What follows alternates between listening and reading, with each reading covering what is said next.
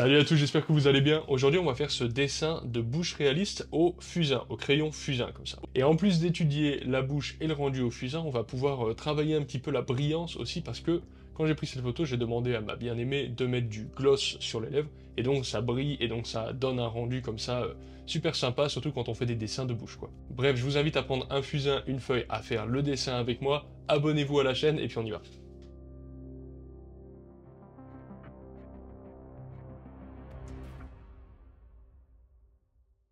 Alors les amis, c'est parti. Voici la référence que j'ai utilisée pour ce dessin. J'ai demandé à ma femme de mettre pas du rouge à lèvres, mais du gloss en fait pour avoir un côté bien brillant. Je trouve que c'est hyper joli. Et on va commencer par faire le dessin et je le fais au graphite. Je fais le dessin au graphite, au crayon à papier quoi tout simplement, pour pouvoir gommer et corriger sans aucun problème. Parce que, comme vous le savez peut-être, gommer à 100% du charbon, c'est pas si simple, alors que gommer du graphite, c'est toujours hyper facile. Donc la partie croquis, graphite. Je vais passer assez vite sur cette partie-là parce que j'ai déjà fait plein de vidéos sur la mise en croquis, des portraits, etc. Et là, on est plus sur une vidéo de rendu au charbon. Si vous avez envie, j'ai une vidéo qui est un peu vieille maintenant, qui a certainement 3 ans, même peut-être un petit peu plus, qui parle de comment dessiner des bouches. Et là, on fait vraiment tout un tas de dessins ensemble, sur des positions différentes, des expressions différentes, etc. Donc si vous voulez apprendre, eh bien, je vous recommande de vous référer à cette autre vidéo. Ici, on va parler de mise en valeur, de rendu, de mise en réalisme. Alors, comme vous le savez sûrement, je suis pas du tout un expert en charbon et en mise en valeur. Donc, en fait, ce dessin-là, c'est tout simplement mon troisième dessin ou un truc comme ça au charbon. Mais comme vous le savez, quand on a un petit peu compris les fondamentaux, les valeurs, comment ça fonctionnait, les rapports de contraste, etc., on peut prendre à peu près n'importe quel médium et on va dire s'en sortir. Ça ne veut pas dire faire des merveilles, ça veut dire s'en sortir. Donc, faire ce type d'étude, typiquement, quand on explore un nouveau médium, c'est parfait parce que c'est pas trop compliqué. Et ça permet en fait de se familiariser, de comprendre un petit peu les petits trucs et astuces qu'on pourrait avoir avec le charbon, en cherchant, en fait c'est un travail de recherche personnelle, en utilisant un modèle qu'on sait atteignable. Voilà, je ne vais pas me lancer dans un dessin d'1 mètre sur 2 au charbon aujourd'hui, ça n'aurait pas d'intérêt. Donc je fais un truc qui va être atteignable, qui est de mon niveau et qui me permet en fait de ne pas me dégoûter de ma pratique artistique tout en apprenant des choses, tout simplement. Donc aujourd'hui, dans cette logique d'apprendre des choses, je vais utiliser cet outil dont j'ignore le nom, mais c'est tout simplement en fait un couteau en plastique dans lequel on met une petite chaussette dans un espèce de plastique de mousse un petit peu, c'est un genre de mousse très très dense. Et avec ça, en fait, on va le tremper dans de la poudre de graphite ou de la poudre de charbon. Là, en l'occurrence, c'est de la poudre de graphite. Et ça va permettre en fait de dessiner un petit peu comme un peintre pourrait étaler en fait des masses de valeur très très grandes. Donc ça c'est génial avec le charbon, c'est qu'on va pouvoir faire de grands volumes rapidement et poser des gris très doux, très homogènes, très très vite sur des grandes surfaces. Là c'est un petit dessin, mais c'est clairement quelque chose qu'on voit souvent faire. Les gens qui font du charbon à un haut niveau utilisent ce type d'outil pour pouvoir en fait recouvrir de grandes surfaces et c'est hyper efficace. Et ça fait des gris très beaux, très homogènes. Donc vous voyez que j'y vais un petit peu timidement, on voit que je ne suis pas un expert en la matière, mais ça me permet déjà d'appliquer un gris un petit peu global qui m'a pris quand même 2 minutes à faire, alors qu'au graphite, faire un gris comme ça peut prendre quand même pas mal de temps. Donc je suis assez content mine de rien. Et plus j'expérimente avec le charbon, et plus je me dis que c'est vraiment un médium qui a besoin d'espace. C'est un petit peu difficile d'être très précis pour le moment de mon expérience, et j'ai l'impression que c'est vraiment un médium qui a besoin d'espace pour s'exprimer. C'est très pratique, ça permet de faire des dessins noirs et blancs, de grande taille, assez vite quoi finalement, parce qu'on étale rapidement des valeurs au charbon, ce qui n'est pas le cas du graphite. Maintenant, je vais utiliser mon crayon et on va commencer à appliquer quelques valeurs. Donc là, il n'y a rien à dire, hein, je ne fais que... C'est une application, on va dire, purement technique, il n'y a pas beaucoup d'art hein, dans ce type de choses, c'est vraiment pour explorer le médium et pour essayer de se challenger un petit peu sur le réalisme avec un nouveau médium, etc. Mais on est sur une activité assez peu créative au final.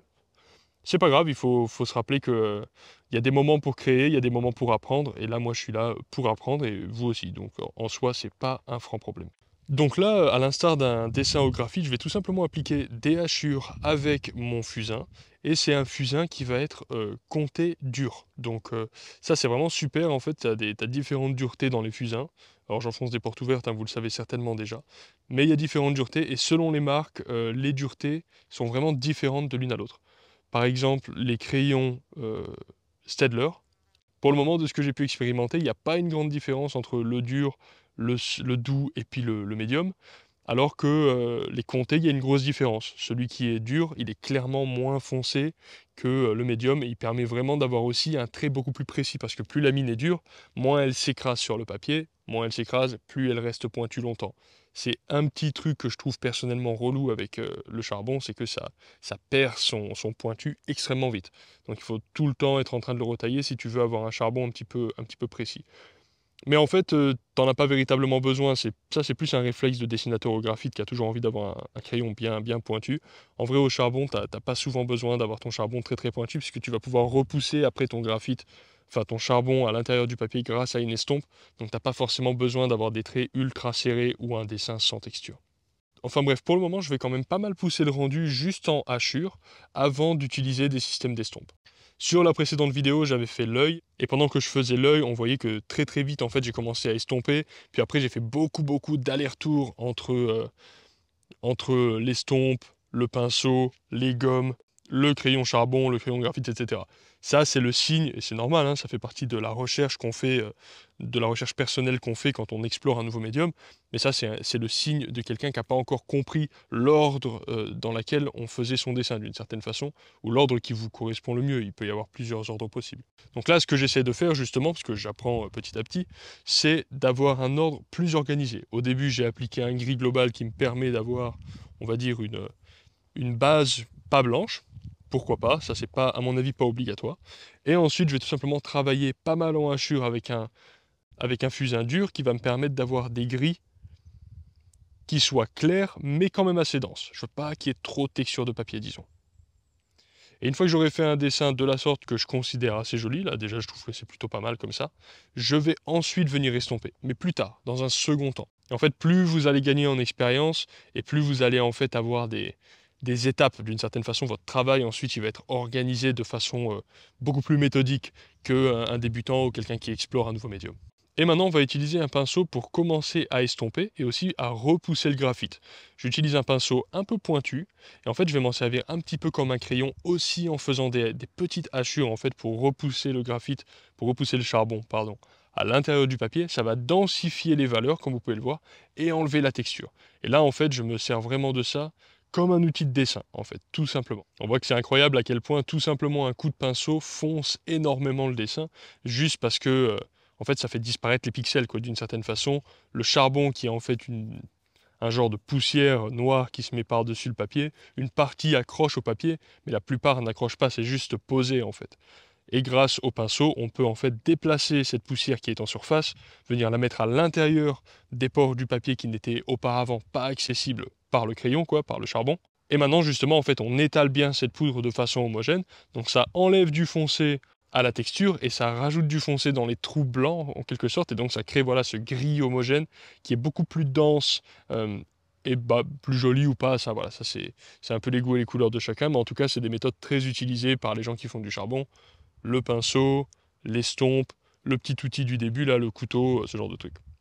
Une fois que ça c'est fait, je vais utiliser mon charbon à nouveau, mon crayon, mon fusain, et je vais venir foncer en fait les zones qui vont être beaucoup plus noires, de sorte à rajouter en fait des contrastes. Je trouve personnellement que c'est assez joli comme ça, il y a un côté vraiment doux. Par exemple, si c'était un portrait entier, qu'on avait les yeux par exemple avec, où on peut faire justement des contrastes plus foncés dans les yeux, la bouche comme ça un petit peu effacée, un petit peu légère, ça pourrait rendre bien parce que ça donne un côté délicat au dessin et d'une certaine façon c'est doux et c'est assez joli comme ça. Mais dans la mesure où là je fais que la bouche et que j'avais envie justement de pousser un petit peu les contrastes pour mesurer la force du charbon, on va partir sur des noirs beaucoup plus noirs et je vais essayer de détecter un petit peu sur ma référence les zones qui sont très foncées et tout simplement appliquer des zones très foncées dans ces zones-là. Ça c'est ce qu'on appelle la valeur clé. La valeur clé, ça va être ou la valeur la plus foncée du dessin ou la valeur la plus claire du dessin. C'est une des deux valeurs et c'est la valeur la plus extrême en fait. Selon où vous êtes dans le dessin, vous pouvez choisir ou l'une ou l'autre. Il y a aussi des préférences. Moi, je préfère partir du foncé, mais chacun son délire. Et ensuite, en fait, autour de cette valeur-là, par élément de comparaison, vous allez pouvoir foncer le reste. Parce que c'est plus facile de connaître la densité d'un gris s'il est à côté d'un noir ou d'un blanc que s'il est tout simplement perdu au milieu de nulle part. Ensuite, une fois que j'ai mis ces foncés très foncés, je vais venir avec l'estompe et on va tout simplement réadoucir le tout. Encore une fois, le charbon, c'est une question de texture beaucoup. Le charbon, le crayon charbon lui-même va mettre une texture qui va être très très dure. Et grâce à l'estompe ou grâce au pinceau, selon les besoins du moment, vous allez pouvoir venir adoucir la texture. Le pinceau, ça va adoucir fort et ça va foncer légèrement. L'estompe, ça va foncer. Déjà, l'estompe, c'est un peu différent parce que selon la pression que vous allez y appliquer, ça va influencer les valeurs plus que le pinceau. Le pinceau, c'est plus doux. En même temps, l'estompe, c'est normal, hein, c'est un objet qui est quand même assez dur, donc c'est logique. Et avec l'estompe, en fait, en appuyant plus ou moins, on va pouvoir de nouveau foncer encore plus. C'est une forme de pinceau, mais encore plus puissant, et avec lequel, en plus, on peut dessiner, on peut faire des détails. Alors qu'au pinceau, on peut probablement faire des détails, mais ça s'y prête quand même moins, je pense. Attention quand même à l'estompe, parce que vu que c'est un outil qui est beaucoup plus dur qu'un pinceau, c'est plus facile de faire des traces. Donc on va dessiner avec l'estompe comme on dessinerait avec un crayon, en fait, par système de hachure, et en fait, ça va aider à... ça va juste continuer le dessin, quoi, ni plus ni moins. Alors on avance un petit peu, et maintenant je vais utiliser ce crayon gomme, qui est fort bien, parce qu'en fait, c'est une gomme qui est un peu dure, et qui a une texture un peu sableuse, d'une certaine façon. Et donc ça gomme de façon très efficace le, le charbon.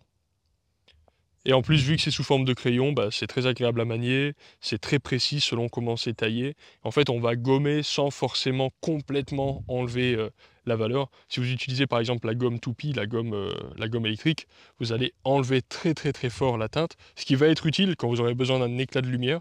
Mais si vous avez simplement envie, comme là je suis en train de faire, de créer des contrastes plus clairs, mais sans aller trop trop loin dans le clair, eh bien cette gomme-là, ça va être extrêmement efficace. De toute façon, au pire des cas, même si vous allez trop clair, grâce au charbon et à sa nature volatile, vous prenez un pinceau, vous rebadigeonnez légèrement sur ce que vous avez fait trop clair, et boum, ça va de nouveau l'estomper. Donc on a vraiment ce jeu en fait constant entre rajouter du détail, en enlever, et avec les différents outils, vous pouvez influer sur le dessin différemment. Quoi qu'il en soit, cette gomme crayon, elle est extrêmement utile, et c'est un outil que j'aime beaucoup.